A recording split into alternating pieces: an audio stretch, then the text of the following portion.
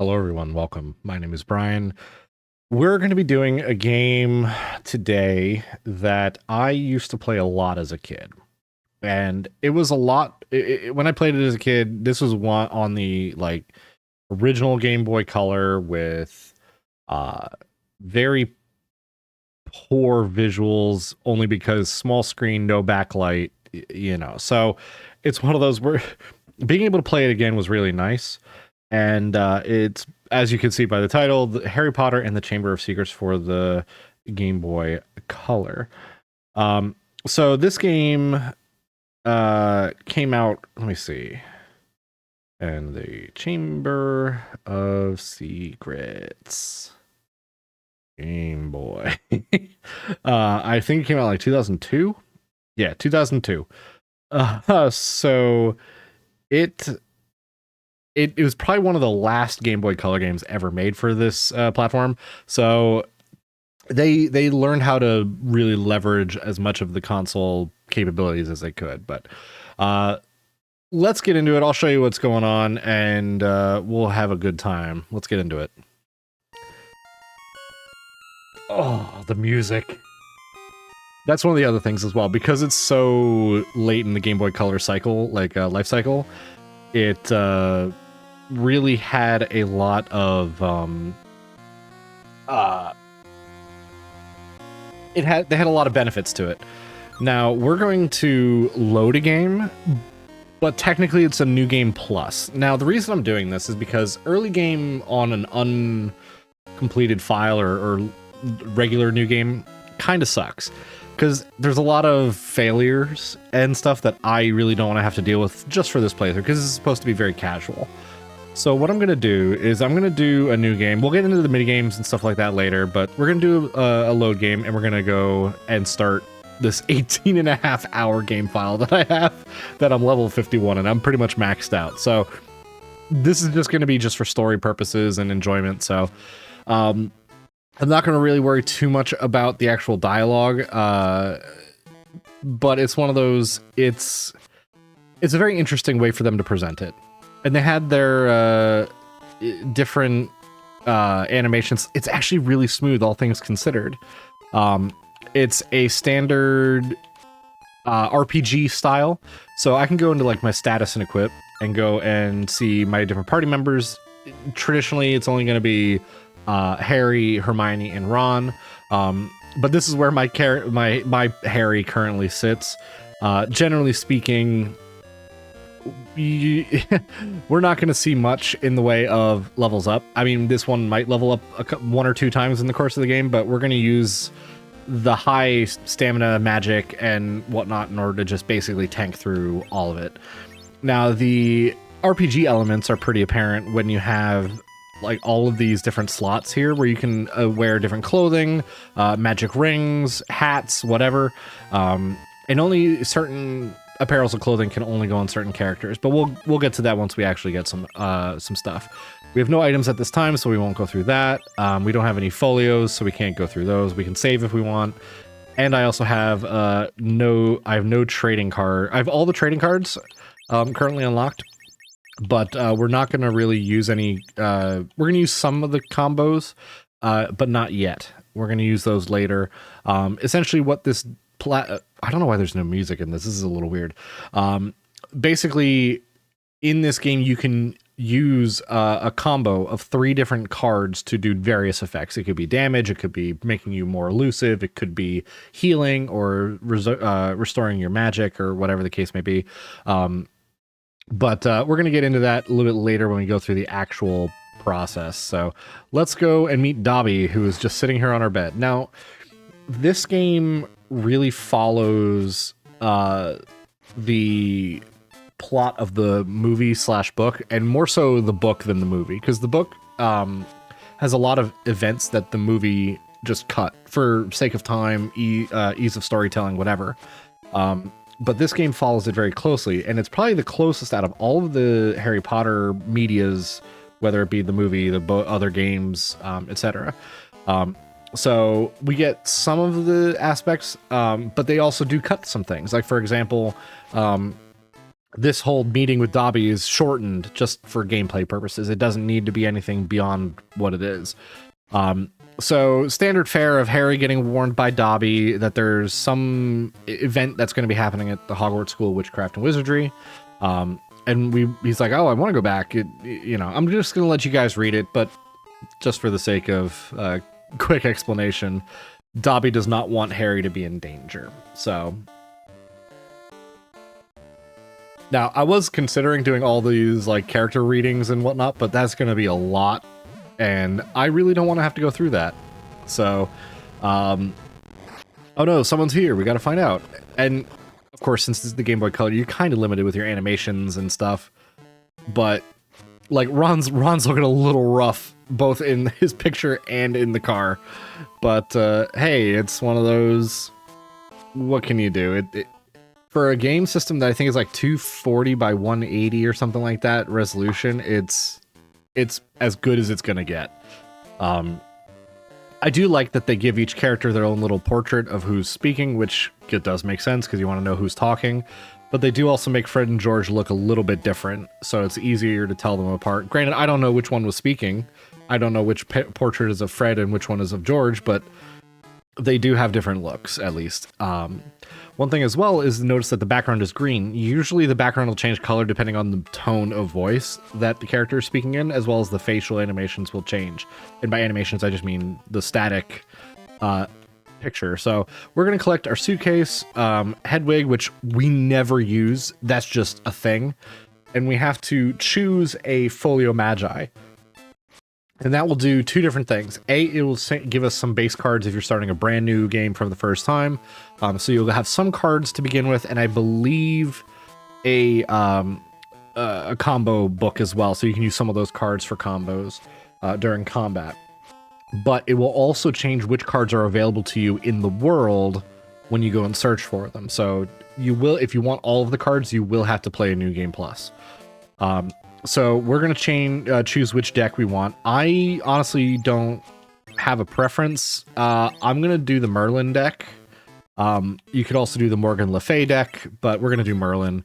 But like I said, it does change which cards you get and which combos you can use. So we got both the Folio Magi and the Folio Triplicus, which does give us some the combos, which I do have all the combos unlocked. And since I have all of the cards, I can use any of these during combat. So like some of these change what your abilities are, like your replenishes your magic, recover an unconscious party member if you have one that's down but not out. It damages all enemies, causes Harry to be healed instead of hurt when attacked, so that kind of stuff. You get double XP for this one, which is pretty nice.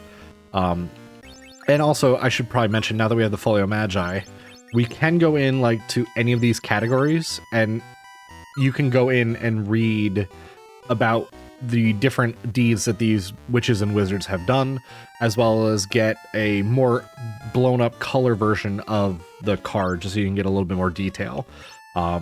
So you can kind of see there's a bunch of different stuff that they've done, and it's a nice addition. It gives it a nice RPG collectathon kind of feel to it. So let's talk with Ron and get our way out of here. Standard fare for this part of the movie or story, we fly away in the Ford Anglia and fly over to the Burrow. Now, like I said, because this game came out so late in the Game Boy Color cycle, it's, I think, one of the last games ever made for it. Its animation and art style is very, very solid. It's not all great, but some things, like for example, the ground, it's like, okay, sure, it's ground. It's not supposed to look great, but this is also Game Boy Color, a system that came out in like 1998 or something like that. It's old. So, like with any game system, games at the end of its life cycle traditionally are better than the ones at the beginning, just because developers know how to leverage the hardware as best as they can. So most of the time we're able to just go around and do whatever we want. And so we can like go and explore and like search this junk pile, for example, and we get a Wing and Weld potion. So different areas of the game will give you different pieces of just stuff. You can get different cards, different items for use in combat, whatever. And essentially you can just search everything. because the more stuff you search, the more things you can get. And like I said, the cards that you can collect are dependent on the deck you choose at the beginning of the game. So choose wisely. Here we have Mrs. Weasley with her red background indicating that she is angry. So that's what I mean when I said that the background will change depending on the tone of voice that the characters have. And now she's purple, indicating that she's content or happy or whatever. So it's one of those, you know, depending on the character and the mood and the situation, that those will change. But it does help kind of convey whether or not someone is upset or whatever the case may be. But some of this stuff is a little truncated from the original book or the movie. But there are things that happen in this game that did not happen in the movie. We'll get to that later, though. So Mr. Weasley comes home and he's just explaining about his day, easy peasy. But his wife is a little mad. So I will say though, the music does get a little repetitive at times. So I will kind of hopefully keep that down. I will probably keep the volume a little bit low on this altogether because it is a little blown out overall. And Game Boy Color music traditionally hasn't been the most like musically amazing, but it's solid for what it is. So yeah, I used to play this game so much as a kid. I could not tell you how many hours I spent in it. And this is one of those games that does not hold your hand. If you screw up, you will not do well. You can generally backtrack pretty easily, but there are certain areas where you cannot go back to. So, alright, so we spent the day at the Weasley's house. Time for bed, and we'll have to go up to Ron's room. So we just gotta go all the way up the stairs. But we're gonna do that in a second. So we're gonna go and check and see if there's anything here that's worthwhile. Like we got a Pepper Up potion. Pepper Up potions and Wiggenweld potions give you they restore your... No, I'm gonna go with potions. Wiggenweld does magic and Pepper Up does stamina, I believe, or vice versa. It's hard to remember. I don't recall entirely, but that's fine. Now I'm gonna go into the backyard. Now, since it's nighttime, it looks like it's nighttime. Now, these little blue like cloud vapor things are battles. So in certain cases, the game will tell us, hey, you're about to enter a magical encounter. You can cast spells, use items, card combos, and you can run if you feel like you need to just get out of battle. But it's never a guarantee. Like any other RPG, you're not guaranteed to leaving combat or even striking a hit or whatever. So let's get into combat and see what we got here.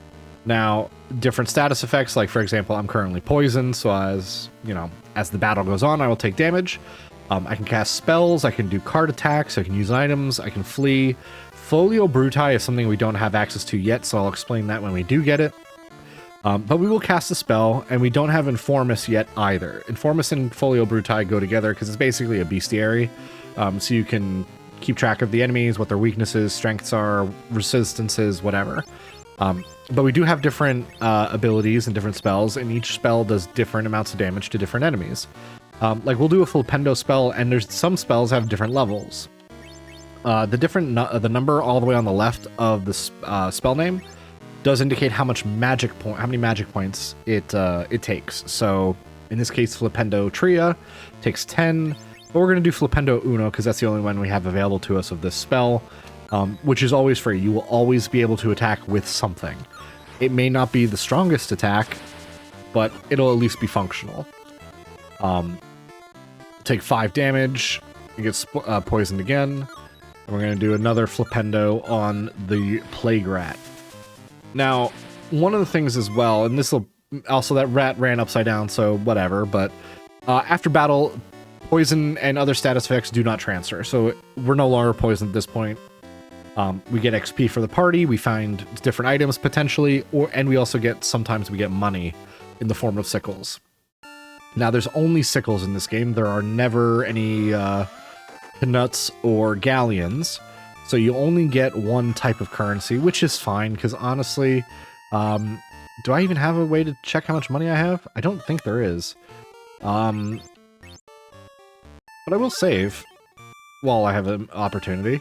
And we're just going to start heading upstairs and meet the rest of the Weasleys and go from there. Also, he's looking a little off in his portrait. Like I said, limited resolution, but that's a little rough, I'll be honest. Alright, so now that we're upstairs, we will get magical encounters inside too.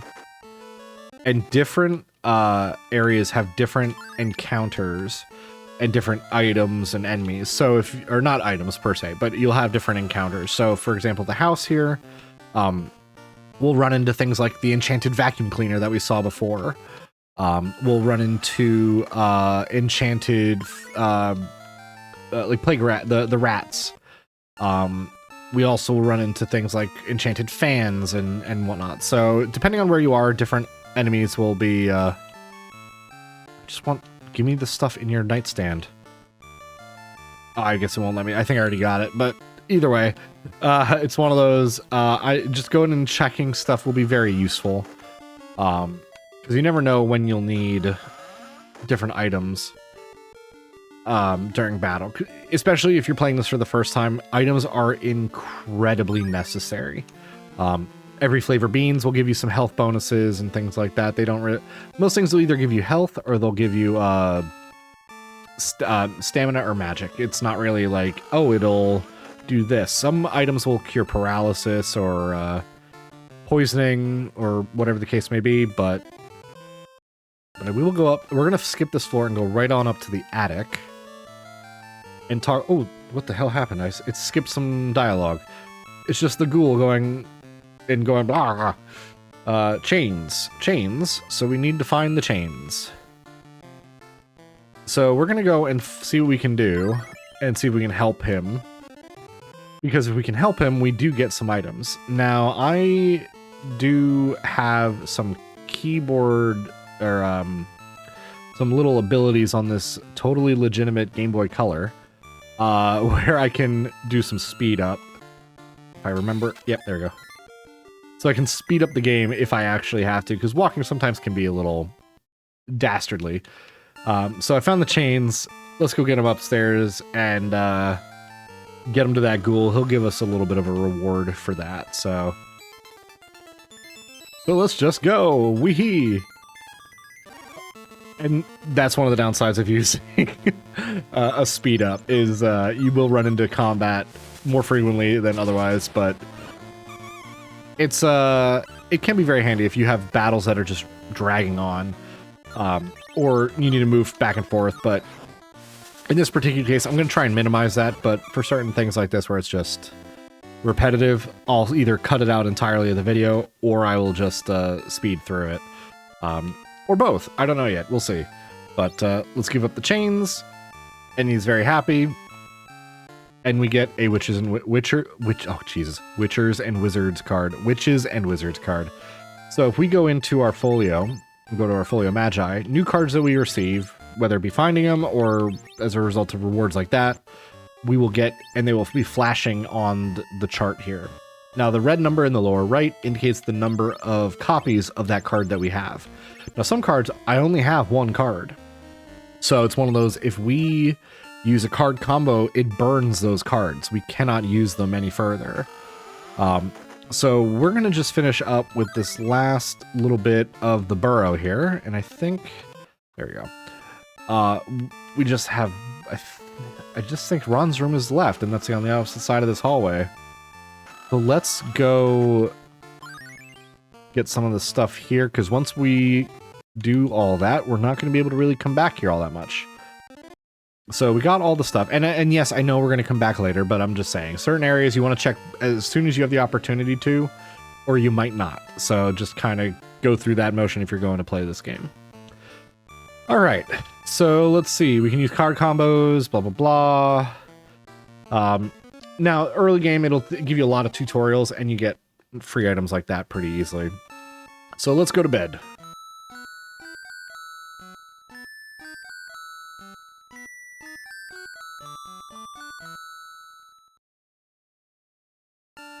All right, so now, new day. Let's go on downstairs and see what everyone else is up to, because we don't want to stay stuck in the house all day. We want to go and do stuff. This is a game, after all. Come on. So we're gonna. Oh, jeez. Cut out the combat.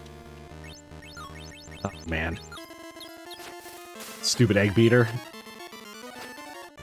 Actually, I should probably have shown that. No. Just in case I don't cut that. Sometimes enemies will be resistant and block your damage. In which case, like that with that little blue 0, it just shows that you did not take damage and just didn't have any effects done to you. So, moving on. All right, so we found a Wiggenweld potion, got some XP, and got some sickles. Good. All right, so no one is here. Let's go into the kitchen. And we will get, I think, one of our first mini games that we'll be able to do. Denoming the garden. So it's one of those. We got to go do our chores, and we're gonna help Ron because we're a good friend. All right, turning it into a contest, and because this is a game, of course we would. All right, so we're gonna have 2 mini games actually. First, we're gonna catch them, then we're gonna get rid of them. So first things first is kind of gonna be like whack-a-mole. And it's not too bad. In the main menu, you can do different difficulties for these games.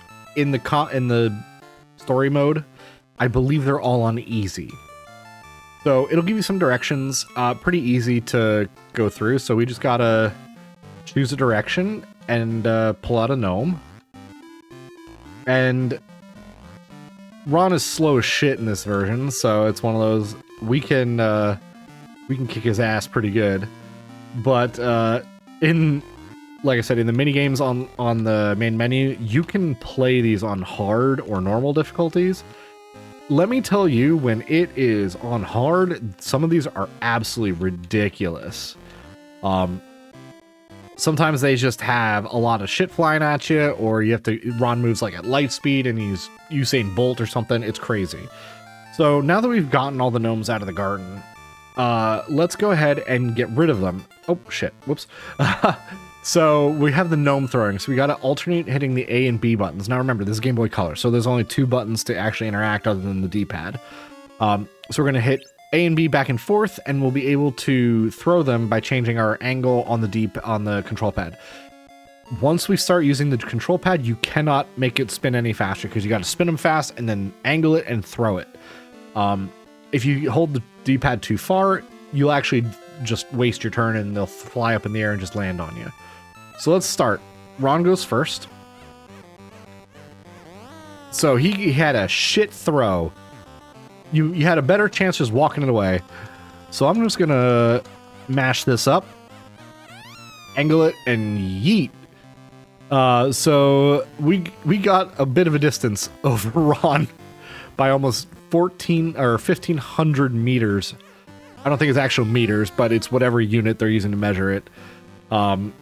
Now I also have rapid fire turbo buttons on this, but sometimes they work in this game, other times not, and you get some really good scores. But I'm just gonna do it on oh, that's terrible. Oh, it's terrible. Ugh. I still have the record though, so I basically won this because story mode Ron is not gonna get that far. I think the highest. Ooh, okay, he's close, but I think the highest he'll get is about there. No higher than 1,500. So it's one of those. Given I think I have one more. Oh, I could have gotten 1,600. That would have been good. I'll show you what happens if you just hold the D-pad too much. Now that's what happens if you hold it, but you don't let go, and you let go. But I'm just gonna keep holding it, and if you just hold on, throw straight up in the air and lands on you. Very slow though for some reason. I don't know why it was in slow motion.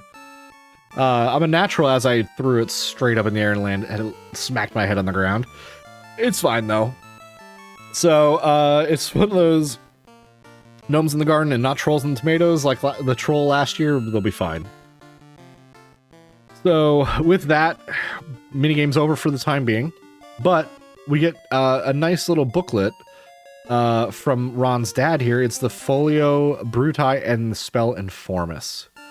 So Informus will just kind of do a, hey, this is what the creature you're fighting against, like I mentioned before, is weak against, what it's resistant to, and just some basic information about it. Most enemies are very... also, if you hit select, it'll tell you where you're at, which is kind of nice to know what you're doing, and also since the select button is not really used for anything else, it's pretty handy. So we're going to go to the Folio Bruti.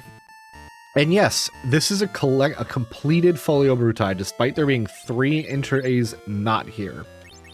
Now, there's different types of enemies, like suits of armor.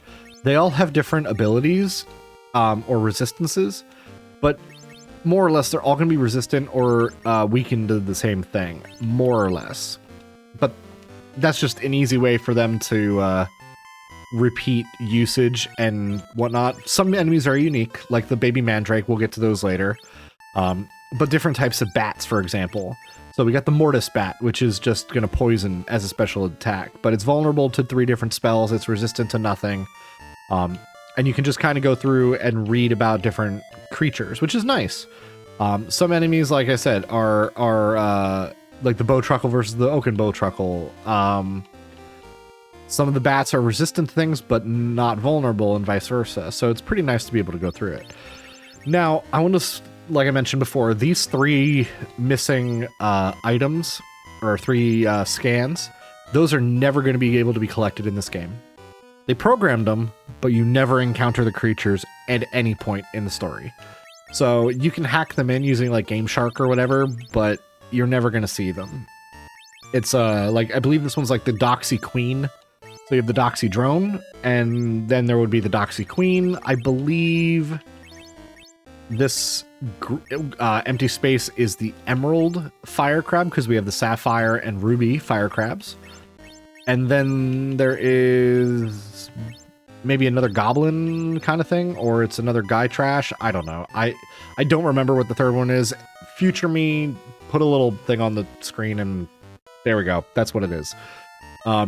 So we're going to go and continue on here now that we've gotten our booklet, and we're able to go over, and we're never coming back to the burrow. So if you want to do anything else here, do it now. You're not coming back ever again. So, all right. So we get to go use Floo powder like it in the movie.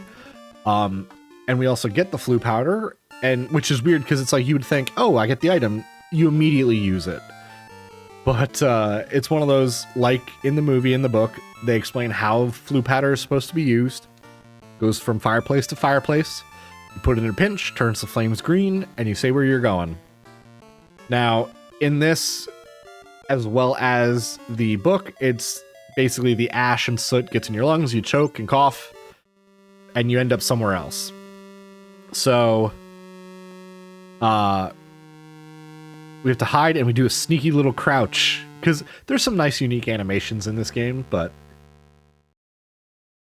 oh man, Lucius Malfoy has got a look to him. Holy shit. Draco's not looking too great either, but at least he looks a little bit more okay, more normal, I would say. Oh boy. But yeah, so we're like in the story, we're now in Nocturne Alley. We're in Borgin and Burke's, and Lucius Malfoy is trying to sell. Now, this scene was kind of cut in the movie, unless you watch the extended version, where it does specify, like it does kind of have Lucius and Draco coming into the store to sell some items, but it doesn't show that in the regular theatrical cut of the movie. But like I said, this game follows the book really closely. I mean, sure, like I said, there's some artistic liberties depending on different aspects of what can be done on the Game Boy Color, but generally speaking, it's about as close as you're going to get. We're going to finish this little dialogue scene, and we're going to end the episode there. And I thank you all very much for watching. And I will see you guys next time with more Harry Potter and the Chamber of Secrets on Game Boy Color. I hope you had a good time. Tell me, did you guys play this game? And if so, what did you like and what did you dislike about it? Again, I thank you all for watching. I will see you all next time. Have a good one.